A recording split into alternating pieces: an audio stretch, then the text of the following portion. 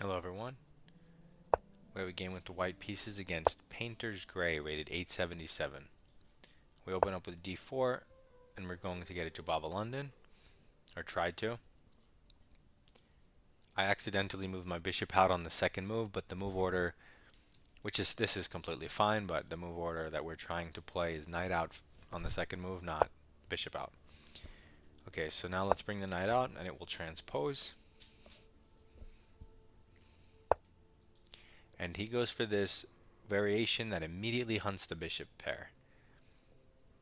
It's not unreasonable since bishops are nice, so strong. Um, Interesting, I will say. What do we want to do? I mean, you could play this so many ways.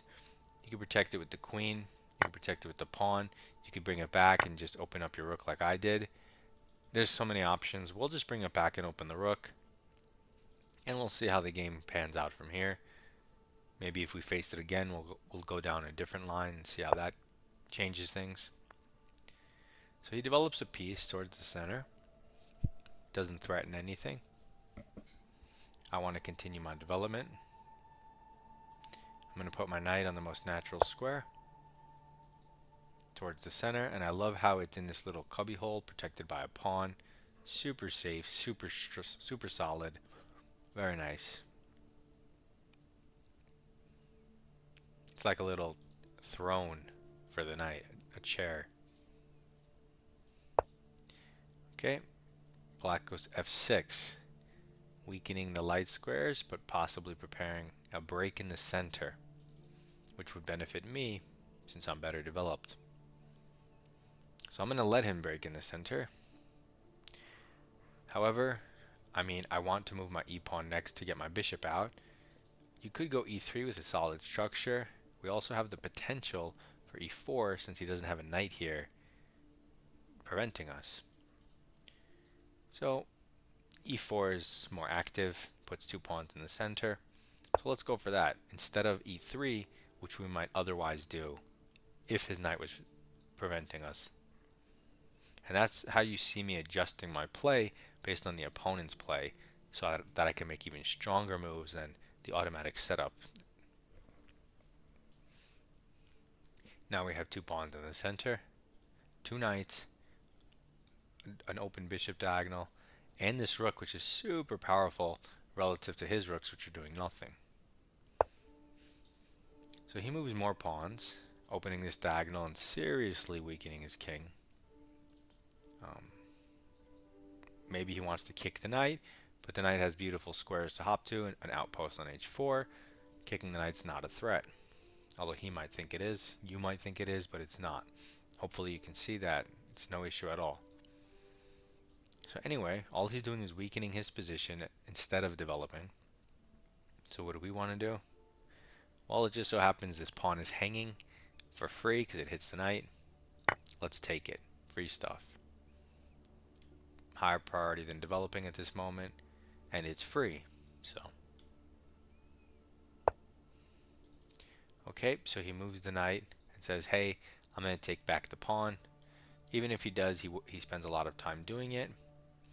However, in this case, we do want to develop our bishop. So we might as well put it here and defend the pawn. You don't have to. That pawn doesn't matter. Your position's amazing. Alternatively, there are weird moves like this, which is a sacrifice. You take a pawn, he takes a knight. You give this check. His king has to run and block his bishop and queen, which looks super weird. You can give him this check here, which is super weird. Maybe he goes here, check. He takes this way. I mean, you can even take another pawn at any point. Or you could just develop normally and not do any of that. Let's just develop normally.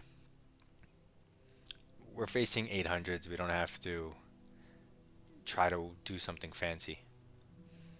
We just bring our pieces out and they will see what they're doing. They lose the game all on their own. Look at these pawn pushes. The exact pawns you shouldn't push are the ones he's pushing. So you don't really have to do anything to beat low-rated players. They do it on their own. Bishop f5. He's trying to counter the Jobava London on, you know what I mean? He's doing what we try to do and attack this pawn. Here again, you can just bring the rook and protect it. That's not really a thing.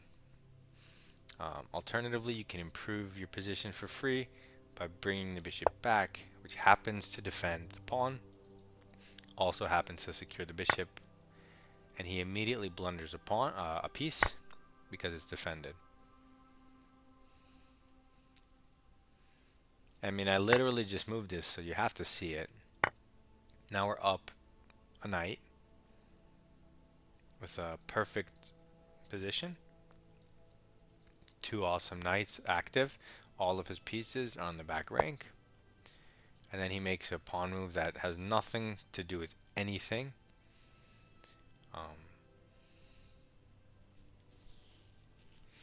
So you have tons of pressure down the c file if you want it. But there are other moves. Like what? You have this weird check. But do we even want to run his king here? Maybe, because otherwise, what if he plays here? Let's throw it in. It's for free. We might as well disrupt his coordination. I don't see a downside.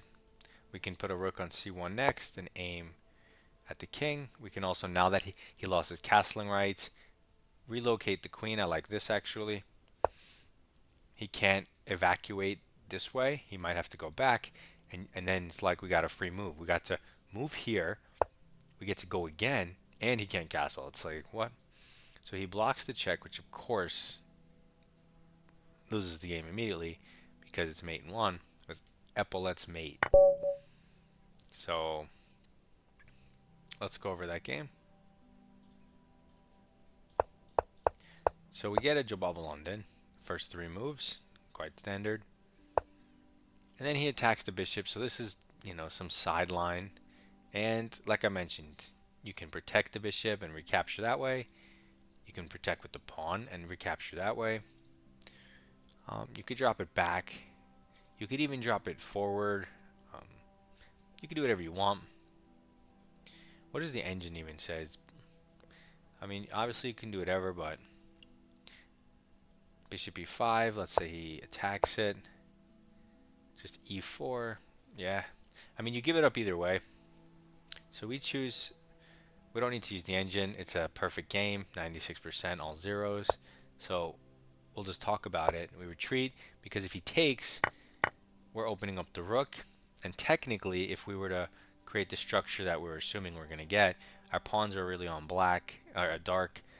So our dark square bishop, you know, trading, it's not the end of the world. We have our light square bishop, an open rook. It's nice. Then we develop towards the center. And then we strike immediately, center and development. Putting two pawns in the center if we're allowed. He blunders immediately because this pawn overtakes the center, so it's free stuff and just complete domination. I'm curious to see what the engine says here about my crazy move. Knight takes. Okay, so it is a thing. It's still +3. But there's no need for this. No need for it at all. We just develop +3.4. You see? A little bit less crazy. Just bring out the piece. And then we're improving the position, not for free necessarily, unless you consider the fact that we're stopping his threat and going to kick the knight next, getting the turn back. So it's just a move that you want your bishop here anyway, because it's not hanging, it's not loose, like it would be on c4 undefended. And then he just blunders a piece of free stuff.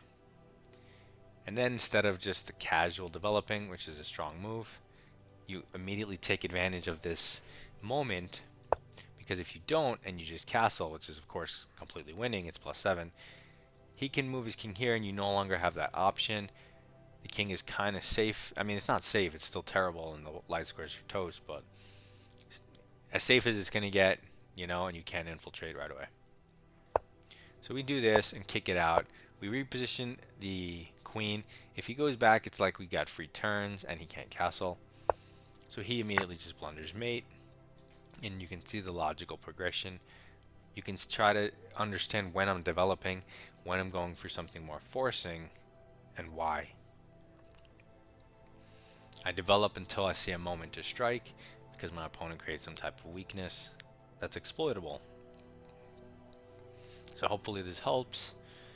Um, Helps you understand how to think. That's the whole thing. We're not memorizing moves. We're trying to play in the center and understand how to think. And the best moves will come out of that.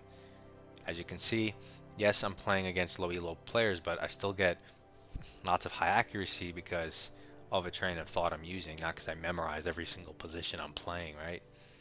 Um, so anyway, good luck in your chess. Submit your rapid games in Discord for free analysis. Goodbye.